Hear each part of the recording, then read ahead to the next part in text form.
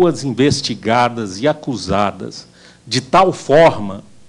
que é extremamente difícil, num trabalho isolado, você conseguir convencer membros do Poder Judiciário, jurados, de que uma determinada pessoa não praticou tudo aquilo que a respeito dela se diz. Então, eu acho que é muito importante que agora a gente registre a publicação do livro de José Cleves e faça uma reflexão sobre esse trabalho de cobertura em torno de processos criminais e de investigações policiais. Porque é muito fácil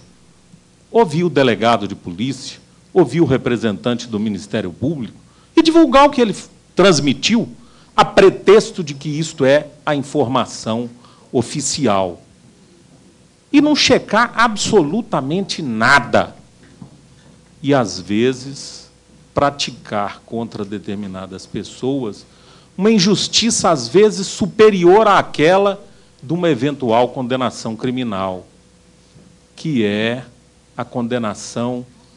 pelos meios de comunicação social, que acaba representando a condenação da própria sociedade. Então, eu gostaria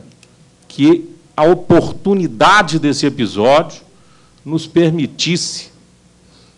primeiro, chamar a atenção sobre a necessidade dessa reflexão, a necessidade de ouvir o outro lado, a importância de mencionar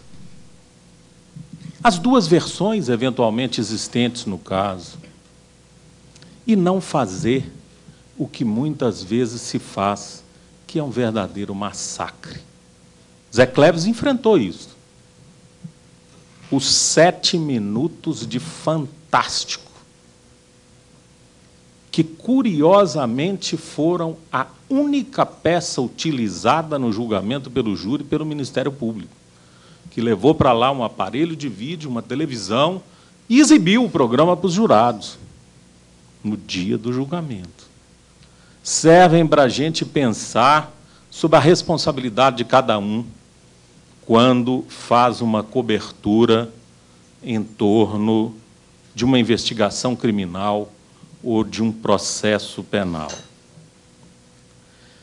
Na realidade, da minha parte, a minha missão estava ligada a um princípio de ética da advocacia que está expresso numa famosa carta de Rui Barbosa a Antônio Evaristo de Moraes, no princípio do século passado,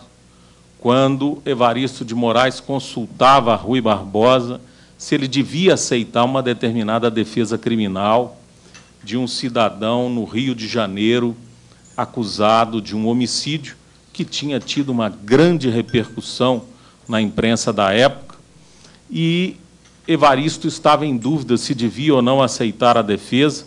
e Rui lhe escreveu uma carta que é considerada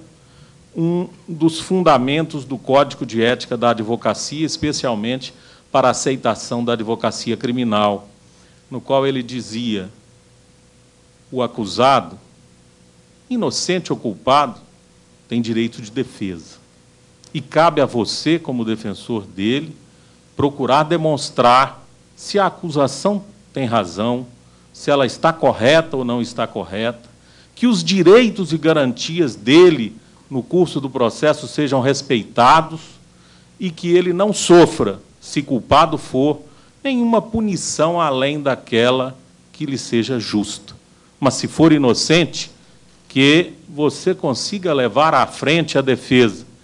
para demonstrar, se necessário, tudo aquilo que leve o judiciário a absolvê-lo. E não se preocupe com o mérito do caso. Se ele é, de fato, inocente ou culpado, ele tem direito de defesa em qualquer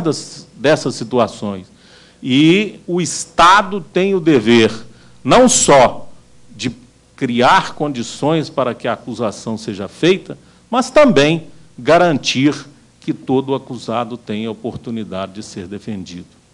Eu acho que essa reflexão e compreensão sobre o significado da defesa criminal deve estar sempre presente quando alguém vê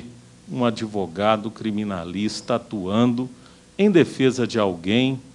que